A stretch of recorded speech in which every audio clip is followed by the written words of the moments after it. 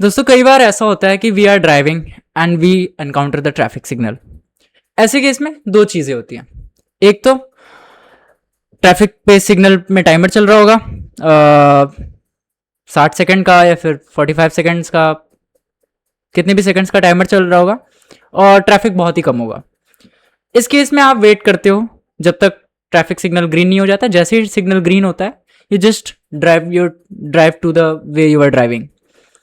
और second case में ऐसा होता है कि traffic signal is there, timer is there, but in this scenario there is a hell lot of traffic. इस केस में आप सोचते हो कि अगर मैं इस ट्रैफिक सिग्नल का वेट करता हूं 60 सेकंड खत्म होने के बाद भी मैं यहां से निकल नहीं पाऊंगा, उल्टा मैं ट्रैफिक में फंस जाऊंगा। इस केस में आप अल्टरनेट रूट्स का सोचते हो। आप सोचते हो क्या मैं दूसरे कोई आसपास वाले रूट्स ले सकता हूं कि नहीं। If it is possible and feasible then you choose the alternative routes. आपने इस केस में क्या किया? आपने इस केस में सेट ऑफ कंस्ट्रेंट चेक किए। आपने चेक किया कि अवेलेबिलिटी क्या है, आपने चेक किया कि क्या फीजिबल है आपके लिए, and then you made the decisions depending on to the current scenario, depending on to the current values and scenarios. आपने अपने डिसीजंस को चेंज किया, आपने डिसीजन को बनाया, which is exactly called decision making. Into the world of programming हम machines को, computers को समझाते हैं इसी तरीके से डिसीजन मेकिंग कैसे करते हैं। बट द थिंग इज कि हम इंसान है, we are the intelligent beings, but computers are not. Computers require the set of instruction और programming in order to make the decision, in order to do the decision making, and this programming is done by the help of some conditional statements or logical statements such as conditional if else statement, loops, recursions, etc. So welcome back to the new video of this playlist. This is Prakhar Dwivedi. Today we will be studying about the conditional statement in Python, which is called if else statements. In this video we will study first of all the syntax of if else statement, also the syntax of nested if else statement. Similarly we will study the concepts and will do little bit of practice. So hold your keyboards tight because this video is gonna be a long video. Maybe I will create this video in 2 parts अगर ज्यादा लंबी नहीं होती है तो। So let's start the video. Let's start and understand about all of the things. Now, the Python if else statements. So learning objectives are, what are the learning objectives first of all? So learning objectives we have is total 6 objectives today we have.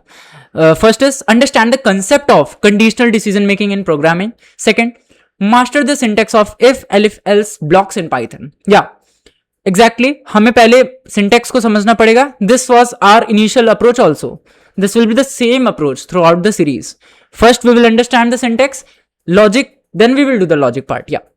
So understand the absolute necessity of indentation in Python blocks. This third point is very important and necessary because in other programming language like classical programming language, we can say older programming like C, C++ or Java.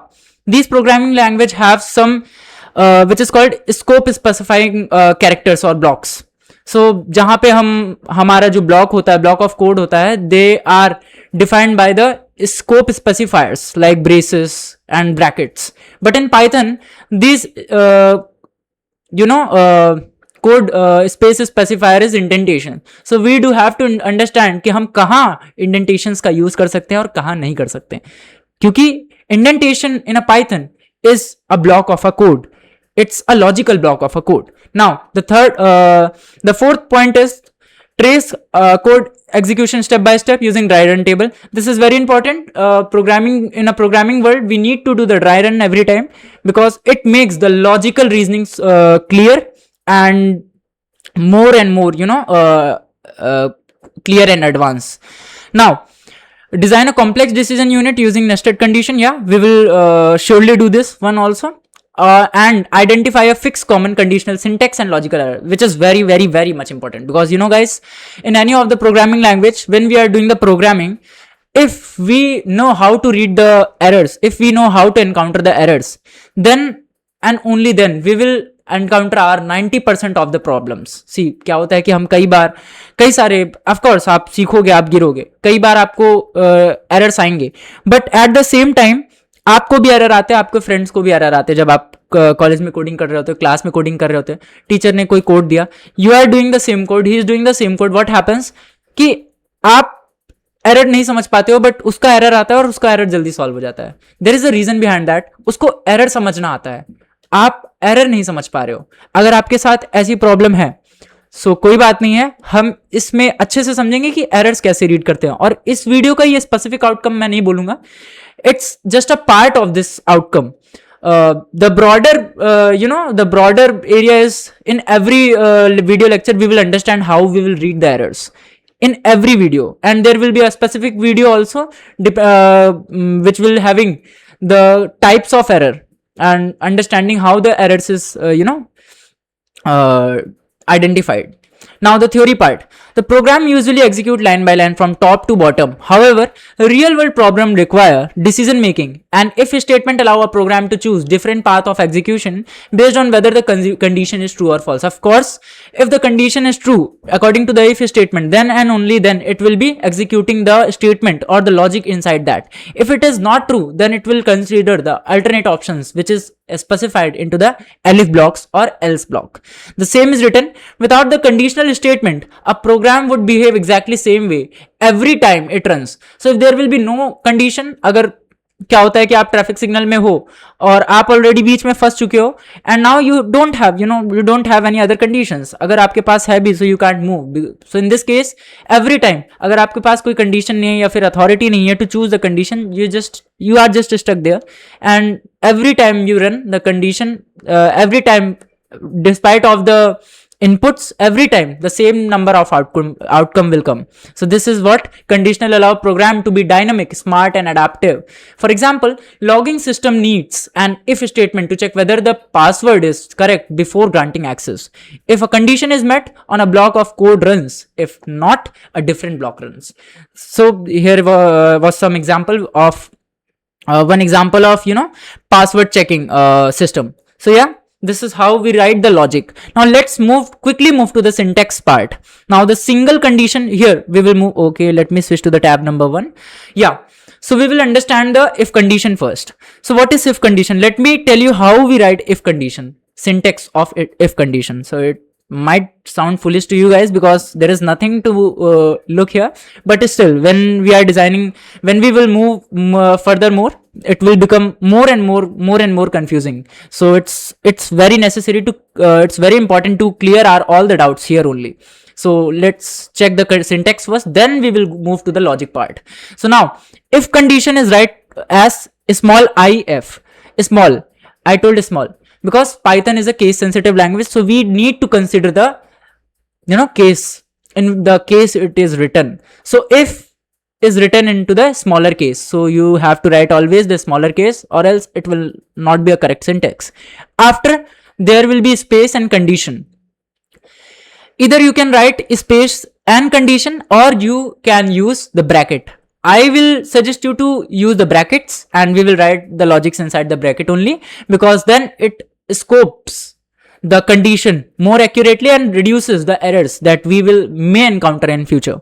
After that condition, we use the colon. This is called colon, guys.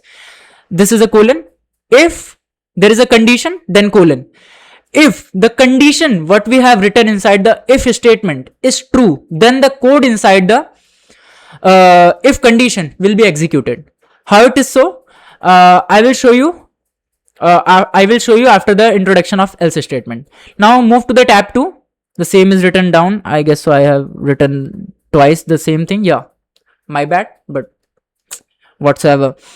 Now there is a if condition. After the if condition, there is a else statement. See, you guys see here, it will make the things clear. Now else statement is saying if the condition written inside the if statement, this is the syntax of if statement I've told you.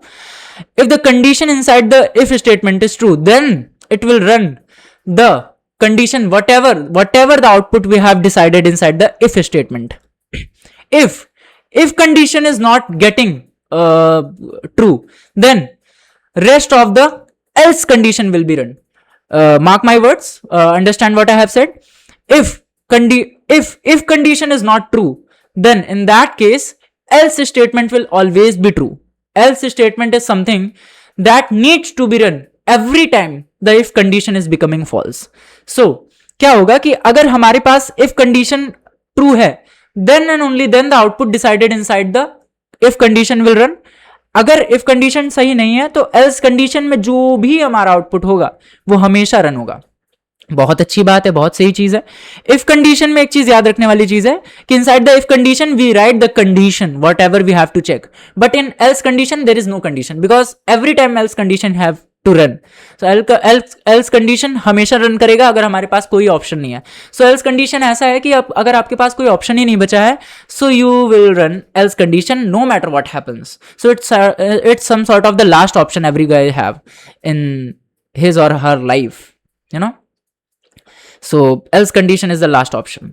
So I think so you guys have a good last option. So yeah, always keep your last option a banger. Now the else statement will always be run. Now the third tab says if, then there is a else statement. A new thing introduced is elif statement. So what is elif statement? See, if condition contains the condition, if condition contains the starting if, then the condition block, there is a condition, then there is a colon. After that whatever output we have to write, we leave one indentation. Now what is indentation? Indentation is a four space. Indentation is a four space which we have to leave in order to specify that the block of code we are writing is a part of a outer code. I will show you guys how it is written. I will show you how it is working right now. आप ऐसे ही समझो कि ये क्या हो रहा है. मैं अभी VS कोड पे लिख के बताता हूं. So हम if condition लिखते हैं, then there will be condition, then there will be semicolon.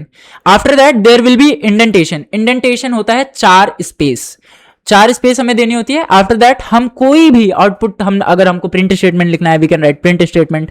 अगर हमें कोई नया लॉजिक लगाना है so we can write the logic कि अगर इफ कंडीशन ट्रू हो तो ये लॉजिक लगाओ and calculate the simple interest. अगर एलिफ हो तो कंपाउंड, अगर ऐसा ना हो तो कंपाउंड इंटरेस्ट का लॉजिक लगे. सो आप समझ पा रहे हो, थोड़ा थोड़ा हम उस तरीके से उस तरफ जा रहे हैं जहां पे हम रियल वर्ल्ड प्रॉब्लम सॉल्व करते हैं. And believe me guys, I have but a lot of problem this time. अभी तक मैं उतने प्रोग्राम्स नहीं ला रहा था, प्रॉब्लम्स नहीं ला रहा था, बट अब मैंने इंक्लूड करना चालू कर दिया है. And I will give this slide, I will give the PDF of this slide into the description box so that you guys can practice, and some of the question we will practice in this session, and rest of the all of the question we will practice in our separate playlist or the same playlist but a series of a question practicing where we have discussed that we will create a separate video for the logic creation and question solving. So don't worry about that. Now yeah, उसके अंदर जो भी condition होगा वो लिखा होगा. Now else का हमको समझ आ गया कि every time it runs. Now elif statement is what? Elif statement is something which Python checks after if condition fails. अगर हमने एलिफ कंडीशन अपने कंडीशनल स्टेटमेंट कंडीशनल ब्लॉक के अंदर लिखी हुई है और इफ कंडीशन फेल हो जाती है तो हमेशा एलिफ स्टेटमेंट जो कि इफ के बाद लिखा हुआ है दैट विल बी कंसीडर्ड, क्योंकि पाइथन जो होता है वो लाइन बाय लाइन इंटरप्रेट करता है top to bottom. So what will happen, सबसे पहले टॉप की लाइन जो कि होगी इफ कंडीशन वो रन होगी. अगर वो फेल होता है then it will move to the next line of elif statement. अगर वहां पे एलिफ स्टेटमेंट है देन इट विल रन. अगर नहीं है, सिंपल एल्स स्टेटमेंट लिखी होगी तो वो एग्जीक्यूट हो जाएगा. अगर एलिफ स्टेटमेंट लिखी हुई है तो इसके बाद जो भी जस्ट बाद जो भी एलिफ स्टेटमेंट लिखी हुई है that will be considered. And in elif statement consider the elif statement as a if condition only. Elif condition is nothing but if condition. But ऐसा होता है कि हमारा जो कंडीशनल स्टेटमेंट होते हैं उसमें हम एक चीज बहुत इंपॉर्टेंट मैं आपको बताऊंगा कि जो हमारी नॉन नेस्टेड होती है, हम नेस्टेड की बात नहीं कर रहे हैं, नॉन नेस्टेड कंडीशनल स्टेटमेंट जब हम लिखते हैं तो एक कंडीशनल ब्लॉक में हमारा एक ही इफ कंडीशन होता है, एक ही एल्स कंडीशन होता है. हम एलिफ कितने भी लिख सकते हैं, हमें कोई प्रॉब्लम नहीं है, लेकिन हमारा इफ एक ही होगा, एल्स एक ही होगा. अगर वो नेस्टेड इफ एलिफ एल्स नहीं है तो. अगर नेस्टेड है so there can be multiple if and multiple else, no worries. But if it is non-nested then there will be only one if and else statement. Mark my words, understand this carefully. We will check all of the things while writing the code. Now elif statement is similar to the if condition. अगर ये condition नहीं true हो रही है तो check करो, हो सकता हो this condition will be true. Elif the same way we just write LIF and then condition, then the similar way. else statement is this, if is similar to the if, but हम यहाँ पे elif लिखते हैं instead of if. now let's check till the if elif else statement onto the VS Code editor. after that we will move to the nested condition.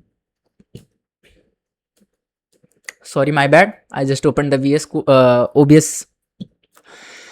okay, so guys, because this is a unit 2, I will request to create a second folder named unit 2. in that folder you have to create a Python file which is if else.py or if else.py. now inside that we will practice some basic if else conditional statement. so what we will do, we will create an age variable. inside that we are taking input को हमने type cast कर लिया integer में, क्योंकि age will always be in integer form. And we are saying enter YOUR age, enter your as.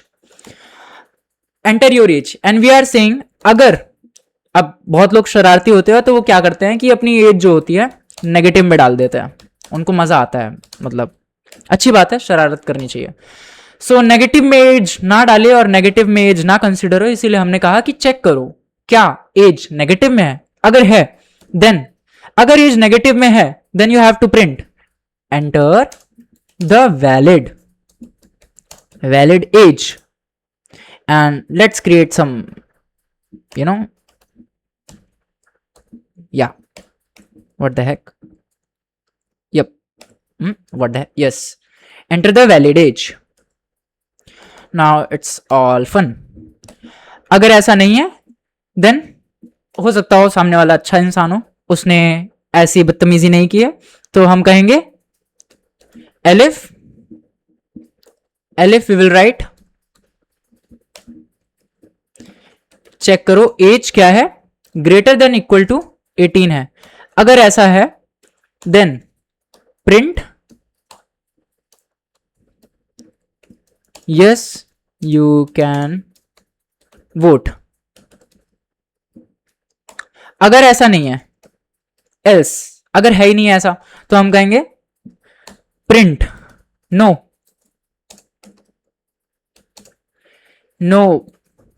Lead, you are small, you are too young.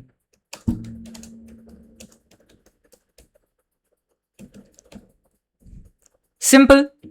Let's run this program and see कैसे ये काम करता है, फिर हम logically समझेंगे इसको. हम जाते हैं and run the Python file in dedicated terminal because we have to give the input. Now it is saying enter your age. Let's try, जो भी हमने लिखा है वो काम कर रहा है कि नहीं. सबसे पहले क्या हो रहा है, ड्राई रन करते हैं. व्हाट इज ड्राई रन, यहां पे हम बात करेंगे ड्राई रन क्या होता है. समझो, जो भी आपके पास कोड है, दो चीज होती हैं, इधर you will have the syntax वाला कोड, लॉजिकल कोड, पाइथन का सिंटेक्स या किसी भी प्रोग्रामिंग लैंग्वेज का सिंटेक्स होगा, ओरिजिनल कोड होगा, सोर्स कोड, और इधर you will have a pseudo code. अगर सूडो कोड होता है तो सूडो कोड वैसे मैं आपको अभी समझाऊंगा. अगर सूडो कोड होता है तो वो इंग्लिश लैंग्वेज में होगा, you will easily be able to track it. And अगर वो सिंटेक्स वाला कोड होता है तो आपको इस तरीके से ट्रैक करना है जैसे अभी मैं बता रहा हूं. आपको सबसे पहले देखना है टॉप ऑफ द लाइन क्या हो रहा है. टॉप ऑफ द लाइन में if you will see there is a variable. अगर मैं VS कोड पे हवर करूं एज के ऊपर, there is a variable age which is called INT. Interesting how this is INT. Let's check how it is becoming integer. So ये एक variable है, variable का नाम क्या है, एज है, जिसका डेटा टाइप क्या है, इंटीजर है. वाई, देखिए एक बहुत अच्छी बात मैंने आपको बताई थी. इनपुट जो होता है, input is a function. Input function जो होता है it always stores the data in form of strings. अगर हम नंबर डालेंगे, लेट सपोज एज डालते हैं 12, इनपुट स्टेटमेंट तो उसे हमेशा स्ट्रिंग में ले जाएगा, बट अगर वो स्ट्रिंग में रहेगा तो हम उसे नंबर से कैसे कंपेयर कर पाएंगे, it's not possible. That's why we have to change that string into that string into the number. That's why we are type casting it. That's why it is written integer convertible into integer. ठीक है, तो ये क्या हो रहा है कि हमारा जो भी इनपुट के अंदर का वैल्यू है, इनपुट की जो भी वैल्यू है, we are converting that value into the integer form. अब वो इंटीजर में कन्वर्ट होकर के एज के अंदर जा रहा है। तो now original the value was string, let's suppose that हमने 12 एंटर किया, तो 12 was a string but it converted into the integer format. Now that 12 is now integer, 12 is number and that integer number is stored into an age.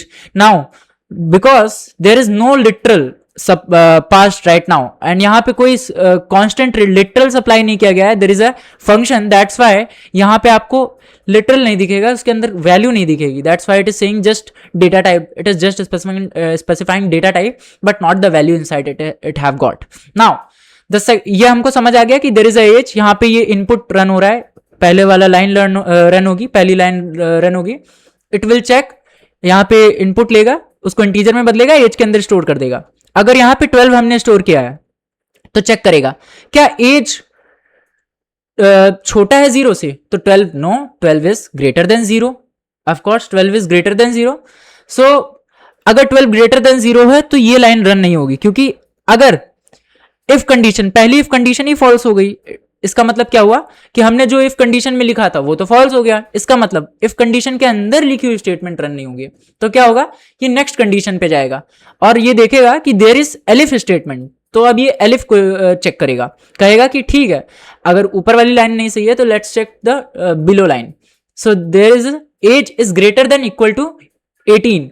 सो अब ये check कर रहा है कि क्या एज की वैल्यू जो थी क्या वो ग्रेटर देन इक्वल टू 18 थी।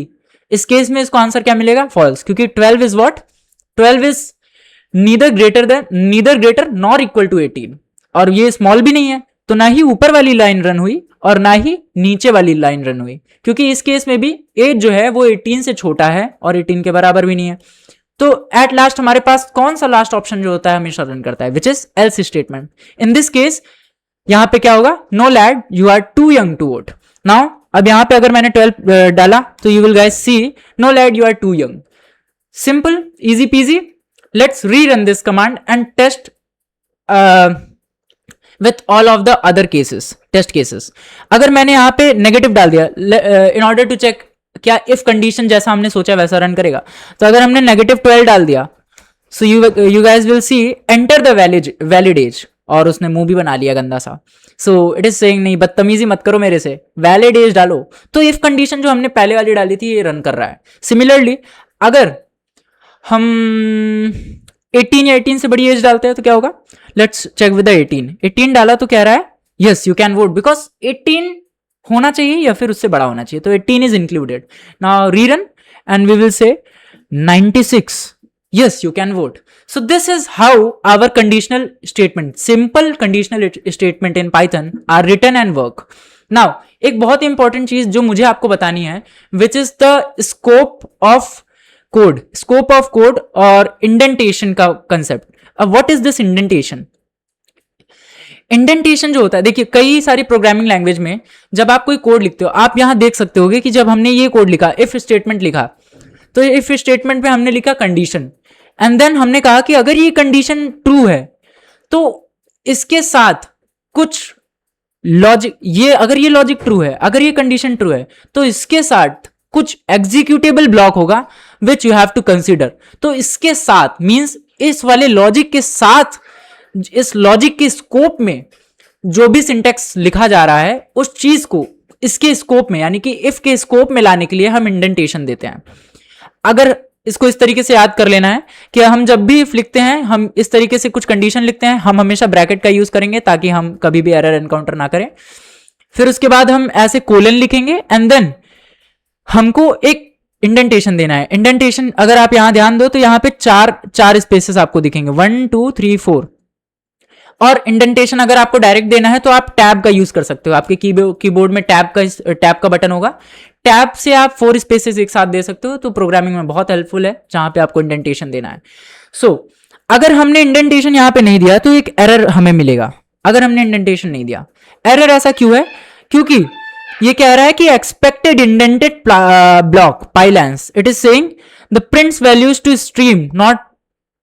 ऑफ कोर्स ऐसा इसलिए हो रहा है क्योंकि इफ स्टेटमेंट सोच रहा है, इफ स्टेटमेंट एक्सपेक्ट करता है कि इसके ब्लॉक में इसका आउटपुट जो होगा स्पेसिफाई किया जाएगा, बट इसके ब्लॉक के अंदर नहीं है। इसके ब्लॉक के अंदर रखने के लिए, इसके पहुंच के अंदर रखने के लिए हम इस तरीके से बनाते हैं। सो ये आउटर, इसको ऐसे समझो, जो बाहर लिखा हुआ है, जो लाइन से सट के लिखा हुआ है आउटर, इसका स्कोप बड़ा होगा और इसके स्कोप के अंदर आपको ये प्रिंट स्टेटमेंट दिख रहा है।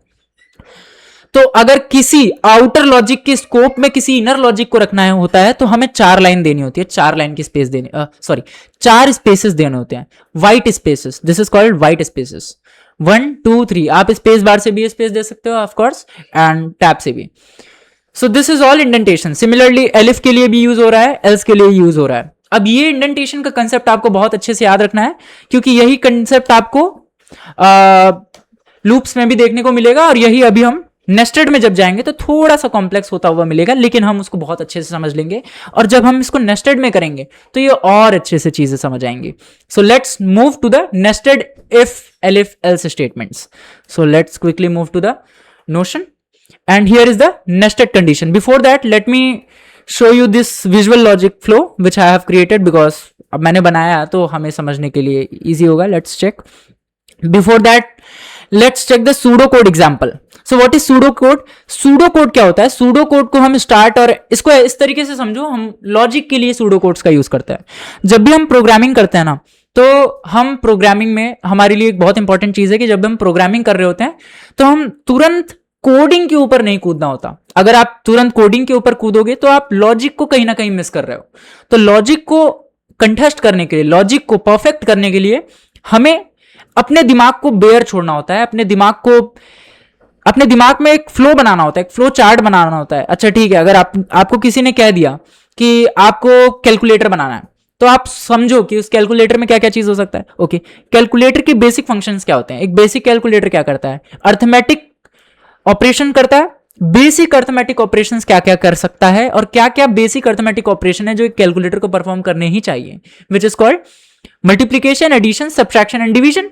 दीज आर द बेसिक, और exponential 5, these are the basic arithmetic calculation जो कि एक कैलकुलेटर को करने ही करने चाहिए। तो एक तो ये चीज हो गई। फिर आप समझोगे कि फ्लो चार्ट कैसा होना चाहिए। तो फ्लो चार्ट कुछ ऐसा होना चाहिए कि हमारा जब प्रोग्राम स्टार्ट हो, देन वो प्रोग्राम यूजर से नंबर इनपुट मांगे। पहला नंबर हम इस तरीके से समझेंगे कि हमारा कैलकुलेटर बेसिक होगा, इस वजह से हमारा बेसिक कैलकुलेटर 2 नंबर के अर्थमेटिक कैलकुलेशन करवाएगा। अभी हम केवल 2 नंबर के अर्थमेटिक कैलकुलेशन वाला कैलकुलेटर बना रहे हैं। अब हमारा स्कोप डिफाइंड है, हमारा क्वेश्चन स्टेटमेंट डिफाइंड है कि हमें दो नंबर्स, 2 रियल नंबर, कोई से भी नंबर के अर्थमेटिक ऑपरेशन वाला कैलकुलेटर बनाना है, उसमें से कैलकुलेशन परफॉर्म करवानी है। तो 2 नंबर तो इनपुट लेना ही पड़ेगा, नंबर 1, नंबर 2। ओके, तो program will start and number 1 entered by user, number 2 entered by user. Then हमें यूजर को कौन सा अर्थमेटिक ऑपरेशन करवाना है ये उससे पूछा जाए। फिर वो ये इससे पूछेगा, यूजर विल एंटर दैट कि मुझे ये अर्थमेटिक ऑपरेशन कराना है, एंड देन आपका कोड बिहाइंड द सीन उस चीज को कैलकुलेट करके दे। इस चीज में हमने एक चीज का ध्यान दिया कि हम क्या कर रहे हैं, हम यूजर से पहले तो 2 इनपुट ले रहे हैं। इसका मतलब हम 2 वेरिएबल बना रहे होंगे। पहले तो हमारा प्रोग्राम स्टार्ट होता है, फिर हम 2 इनपुट ले रहे हैं, इसका मतलब हम 2 वेरिएबल बना रहे होंगे, वेरिएबल num1 एंड num2, दोनों वेरिएबल में नंबर स्टोर हो गए। देन हम कुछ ऐसा इफ एल्स कंडीशनल स्टेटमेंट बनाएंगे जिसमें हमारा कंडीशन, या तो अगर हम रियल नंबर कैलकुलेटर बना रहे हैं तो सबसे पहले इफ कंडीशन हमारा यही होगा कि हम ये चेक करेंगे कि क्या नंबर रियल है या नहीं है। अगर रियल नंबर है then it will carry forward, and then हम एलिफ स्टेटमेंट लगाएंगे जिसमें यूजर से हम पूछेंगे कि यूजर ने, थर्ड इनपुट में हम पूछ रहे होंगे कि यूजर ने क्या एंटर किया है, एडिशन, सब्ट्रैक्शन, कौन सा अर्थमेटिक ऑपरेशन। अगर arithmetic operation is addition, then there will be some elif condition we have written, जहां पे अगर कि तो operator is plus, then you have to perform addition and then you have to print the addition of that 2 input number.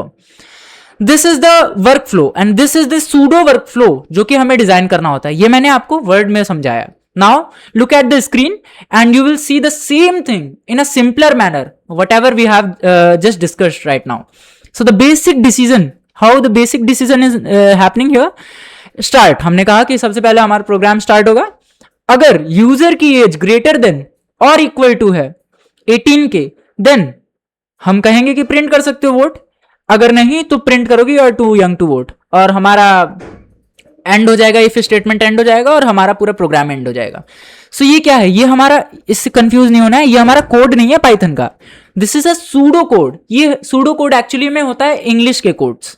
हमारे logic को हम English में code के आसपास कैसे उतार सकते हैं, हम कोड के लॉजिक में अपने इंग्लिश के वर्ड्स में कोड के लॉजिक को कैसे पेपर पे उतार सकते हैं, that's the pseudo code. Pseudo code बहुत ही हेल्पफुल होते हैं जब हम प्रोग्राम के लॉजिक को बना रहे होते हैं, लॉजिक को बिल्ड कर रहे होते हैं। This is the thing.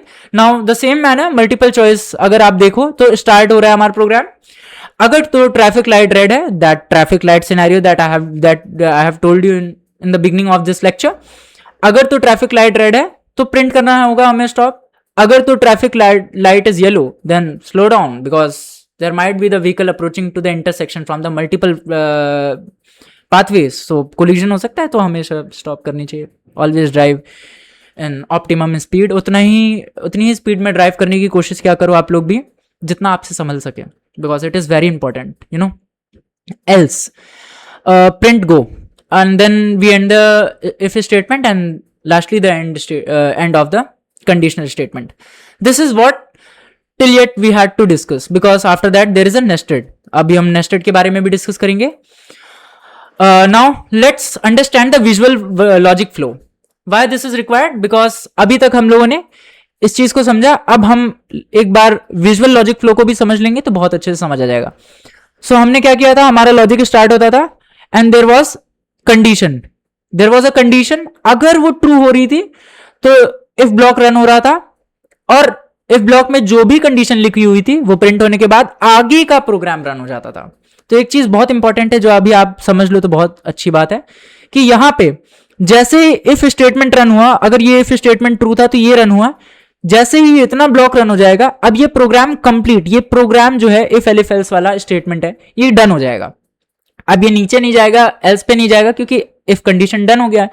तो अब ये पूरा का पूरा जो है स्किप हो जाएगा और ये पहुंच जाएगा नेक्स्ट कोड पे जो भी हमने लिखा होगा। लेट सपोज यहां पे अगर मैंने लिख दिया प्रिंट, अपना नाम लिख देता हूं प्रखर, तो अगर मैंने यहां पे कोई वैल्यू डाली तो वो वैल्यू इनमें से किसी भी कंडीशन पे रन होकर के ये पूरा जो ब्लॉक है खत्म हो जाएगा and then it will move to the print statement. तो लॉजिक जैसे ही एग्जीक्यूट होता है प्रोग्राम आगे बढ़ने लग जाता है, ये लॉजिक पे लूप नहीं करेगा, बिकॉज देन हमें एक नया प्रॉब्लम मिलेगा। जब हमें लूप ही करवाना रहता है, जैसे हम कैलकुलेटर बना रहे हैं तो हम बार बार चाहेंगे कि एक बार कैलकुलेशन हो गई दोबारा से एक नई कैलकुलेशन स्टार्ट हो, तो हम लूप वगैरह करेंगे, वो हम लोग समझेंगे लूप वाले पार्ट में। यहाँ पे हम देख सकते हैं कि यहाँ अब हम जैसे मान लो मैंने एंटर किया 46, so it is saying you can vote. After that ये पूरा का पूरा स्कोप खत्म हो गया and then print statement execute हो गया। तो इस वजह से आप देख सकते हो कि कोई बीच में हर्डल नहीं आता, program just goes with the flow. अगर एक स्टेटमेंट खत्म हो गया तो it move to the next statement, और यहीं पे अगर if condition is not true then else block run हो जाता है। Simple, easy PG. सो आज की वीडियो में हम इतना ही डिस्कस करेंगे because the video is getting too much long. In next video of the second part of this topic, the if elif else statement, we will be discussing about the nested if elif else statement. तब तक के लिए signing off.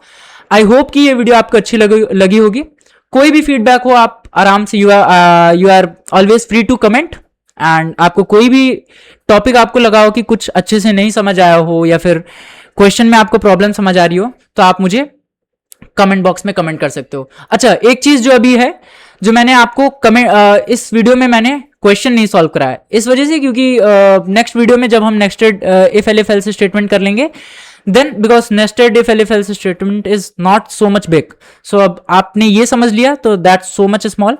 After that we will discuss 10 to 15 problem in that lecture and then we will move to the next topic which is loops. Thank you very much.